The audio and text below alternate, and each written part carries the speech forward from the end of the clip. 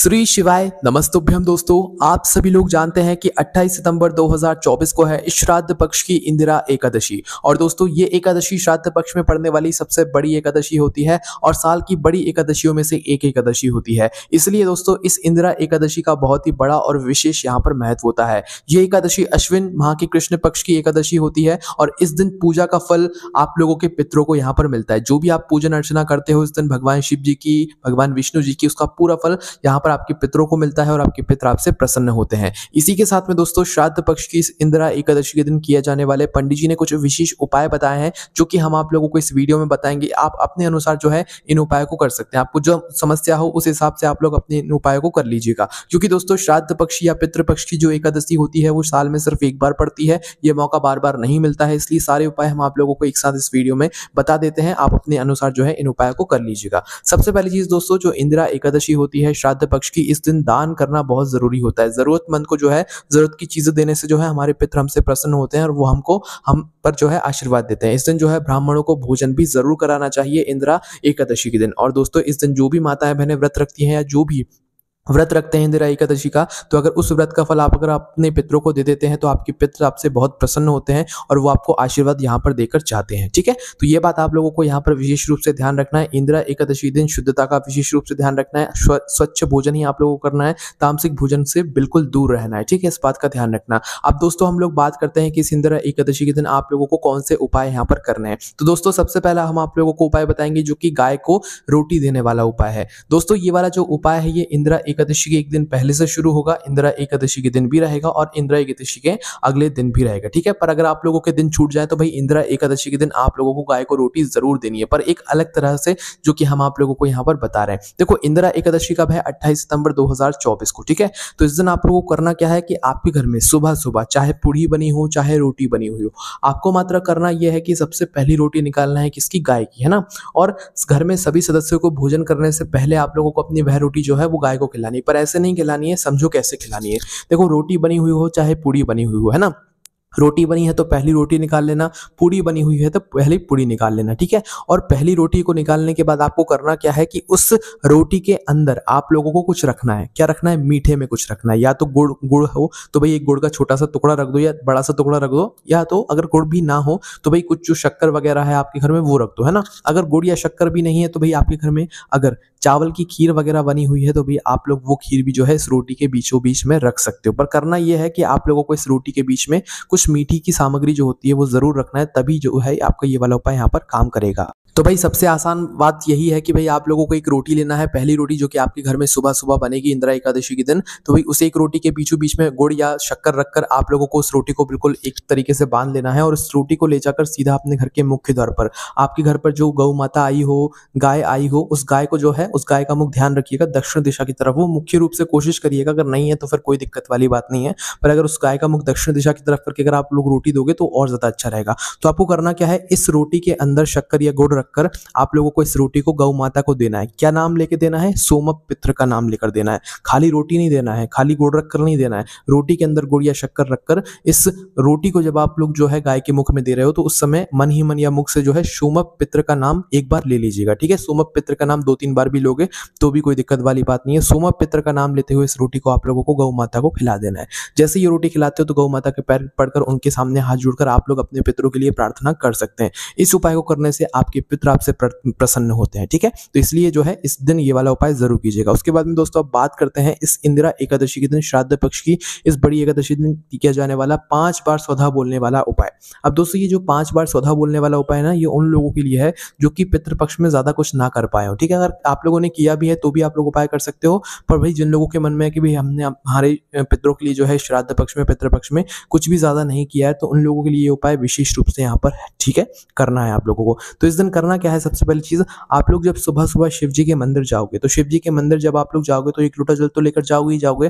तो आपको करना यह है कि शिव जी के मंदिर जब पहुंचो तो शिव जी के ऊपर जैसे ही आप लोग जल चढ़ा देते हो, आपकी पूजा अर्चना कर लेते हो, उसके बाद में शिवलिंग के पास में ही बैठकर आप लोगों को क्या करना है कि स्वधा नाम को 5 बार लेना है। ठीक है, बैठकर आंखें बंद कर हाथ जोड़कर स्वधा स्वधा स्वधा स्वधा स्वधा, इस तरीके से स्वधा नाम को जो है 5 बार आप लोगों को शिवलिंग के आसपास बैठकर लेना है। कब लेना है? इंदिरा एकादशी के दिन सुबह सुबह। सुबह ना जा पाओ तो भाई शाम के समय चले जाना, पर 5 बार स्वधा जो है आप लोगों को भगवान शिव जी के मंदिर में बैठकर जरूर बोलना है। इस दिन मात्र स्वधा नाम को 5 बार बोलने से ही जो हमारे पितरों का आशीर्वाद जो है वो हम पर हो जाता है, और कहीं ना कहीं पितृदोष दूर होना भी यहाँ पर शुरू हो जाता है। ठीक है, इसके बाद में दोस्तों ये तो हमने आपको एक सरल उपाय बताया, पर एक और उपाय है जो कि आप अपने घर पर ही कर सकते हो, जो कि 5 बार स्वधा बोलने वाला ही उपाय है। इस उपाय में आपको करना क्या है कि भाई एक चावल का दाना सबसे पहले आप लोगों को यहाँ पर लेना है। जितने भी हम आपको ये उपाय बता रहे हैं, ये आपके पितरों के लिए बता रहे हैं, आपके पितृदोष को दूर करने के लिए बता रहे हैं, आपके पितरों को प्रसन्न करने के लिए बता रहे हैं, इसलिए हर एक उपाय का एक अलग ही महत्व है। ठीक है, तो इस उपाय में आपको करना क्या है, सबसे पहले एक चावल का दाना लेना है। क्या लोगे?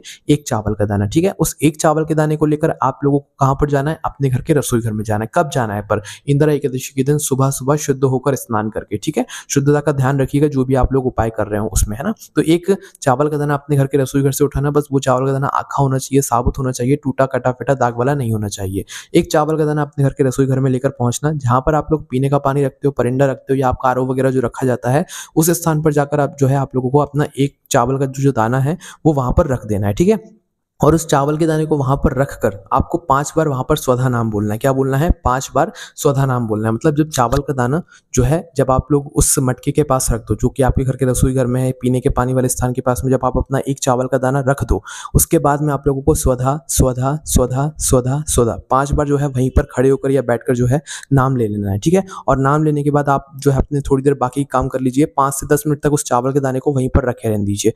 5 से 10 मिनट बाद वापस से आइए इस चावल के दाने के पास जो है। अब इस चावल के दाने को आप वहां से उठाइए, और उठाने के बाद सीधा किसी भी भगवान शिव जी के मंदिर में चले जाइए। अगर भगवान शिव जी के मंदिर में नहीं जा सकते तो अपने ही घर में जो छोटा सा शिवलिंग होगा उस शिवलिंग के पास में चले जाइए, और उस शिवलिंग के ऊपर इस चावल के दाने को चढ़ा दीजिए। ठीक है, अगर घर में नहीं कर रहे हैं, मंदिर जा रहे हैं, तो मंदिर में जाकर भी शिवलिंग के ऊपर मात्र से एक चावल के दाने को चढ़ा देना है। आपको स्वधा नाम सिर्फ कहां पर खड़े होकर बोलना है? अपने घर के रसोई घर में, जब आप इस चावल के दाने को रख रहे हैं, और चावल का दाना 5 से 10 मिनट थोड़ा बहुत वहां पर रखा रहे। उसके बाद ही इस चावल के दाने को उठाकर फिर आप लोग जो है शिवलिंग पर चढ़ा दें। ठीक है, घर पर भी चढ़ा सकते हो शिवलिंग है तो, नहीं तो शिव जी के मंदिर में जाकर चढ़ाओगे तो और अच्छी बात है ना। बस यहाँ पर ये वाला उपाय आपका पूरा हो जाता है। इस उपाय को करने से भी आपके पितर आपसे बहुत ज्यादा प्रसन्न होंगे और वो आपको आशीर्वाद देकर जाएंगे। इसके बाद में दोस्तों अब बात करते हैं आपके पितृदोष को दूर करने वाला इस इंदिरा एकादशी के दिन किया जाने वाला एक और बड़ा और विशेष उपाय के बारे में, जो कि पंडित जी ने अपनी अभी की कथा में यहाँ पर बताया हुआ था। दोस्तों इस उपाय में आप लोगों को क्या करना है, 2 चावल के दाने लेना है और 1 लोटा जल लेना है। ठीक है, ये उपाय होगा आपका सुबह के समय, और इस उपाय को करते समय आपको अपना नाम और अपना गोत्र भी बोलना पड़ेगा, इसलिए घर से गोत्र पता करके जरूर जाइएगा। ठीक है, और इस उपाय को घर के किसी बड़े सदस्य को करना है, या माता बहनों में से कोई भी एक कर सकता है, या तो कोई पुरुष भी कर सकता है, कोई दिक्कत वाली बात नहीं है। तो 2 चावल के दाने आप लोगों को अपने घर से लेना है, घर के रसोई घर से, है ना। 2 चावल के दाने आखे होने चाहिए, साबुत होने चाहिए। 2 चावल के दाने लेने के बाद दोस्तों आप लोगों को लेना है 1 लोटा जल। ठीक है, 1 लोटा जल और 2 चावल के दाने लेकर आप लोगों को सीधा पहुंचना है सुबह सुबह शुद्धता का ध्यान रखते हुए शिव जी के मंदिर में। शिव जी के मंदिर जैसे ही आप लोग पहुंच जाते हो तो सबसे पहले आपको भगवान शिव जी की शिवलिंग के ऊपर जो है जाकर जल नहीं चढ़ाना है। इस बात का ध्यान रखिएगा, ये उपाय है। उपाय में आप लोगों को जाकर पहले जल नहीं चढ़ाना है, आप पहले जाकर दर्शन कर सकते हो, और दर्शन करने के बाद सीधा शिवलिंग के पास में आ जाइएगा आप लोग उपाय करने के लिए, क्योंकि पहले हमें यहाँ पर जाकर उपाय करना पड़ेगा। तो बैठ गए आप लोग शिवलिंग के पास में। अब आप लोगों को करना यह है कि अपने 2 जो चावल के दाने हैं उनको निकाल लीजिए। 2 चावल के दानों में से पहला चावल का दाना लीजिए, अपने सीधे हाथ के हथेली से भगवान शिव जी की शिवलिंग के ऊपर चढ़ा दीजिए। ठीक है, सिर्फ 1 चावल का दाना। उसके बाद में अपना दूसरा चावल का दाना लीजिए, जो कि आप लोग कहाँ पर चढ़ाएंगे? माता अशोक सुंदरी जी वाले स्थान पर। ये कहाँ पर स्थान होता है? जलाधारी के बिल्कुल बीचों बीच में, है ना।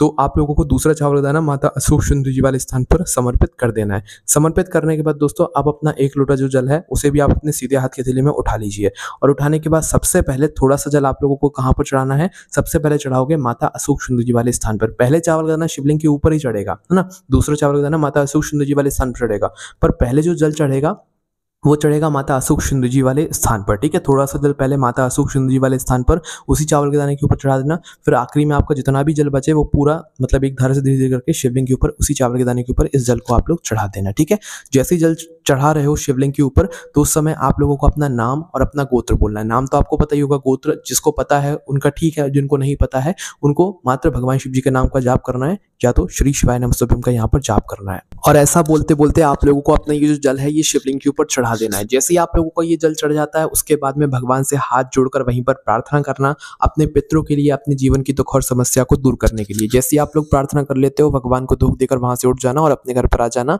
और यहाँ पर आपका ये वाला उपाय पूरा हो जाता है। ठीक है। उसके बाद में दोस्तों, इस पितृपक्ष की एकादशी के दिन किया जाने वाला एक पीपल के पराग वाला भी उपाय है, जिसको करने से आपके पितरों को शांति मिलती है, पितृदोष आपके ऊपर से दूर होता है और आपकी दुख और समस्या दूर होती है। ठीक है। देखो, इस उपाय में आपको करना क्या है, सबसे पहली चीज, पीपल का आपने पेड़ देखा है, पीपल के पेड़ के नीचे आपने जो है कई बार बूंदे टपकती हुई देखी होंगी, है ना, तो पराग हम उसे कहते हैं, है ना। तो भाई पीपल के पत्तों से या पीपल के पेड़ से जो पानी टाइप एक गिरता है, उस पानी को आप लोगों को कुछ भाग इकट्ठा करना है। भाग इकट्ठा करने के लिए आप एक प्लेट या कटोरी या कुछ भी थाली वगैरह लेकर पीपल के पेड़ के नीचे रख देना, जहां पर पीपल का पेड़ हो, है ना। कुछ समय बाद आप लोगों को उसके अंदर कुछ पानी की बूंदे जैसी दिख जाएंगी। ठीक है। और उस मतलब फिर थाली वगैरह को उठा के ले आना, है ना। और उसके बाद में इंदिरा एकादशी के दिन सुबह सुबह आपने जो मतलब लिया है पीपल के पराग का पानी, जो पीपल के पेड़ का जो पानी होता है, वो जैसे ही मतलब भले ही एक दो बूंद ही हो तो भी चल जाएगा। ठीक है। तो आपने जैसे ही कुछ भाग उस पराग का ले लिया, पीपल के पेड़ के पानी का ले लिया, उसके बाद में इसके अंदर अलग से थोड़ा सा शुद्ध जल मिलाना,